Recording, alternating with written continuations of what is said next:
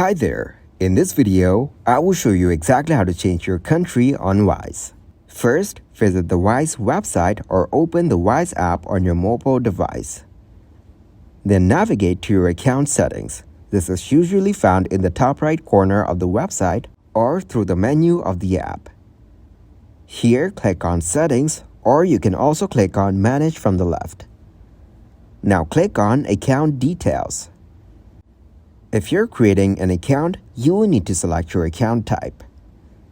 Right after that, you will have the option to select your country. You can change it to whatever you want. But if you already have an account, within your account settings, you should find the option to edit your address or contact information.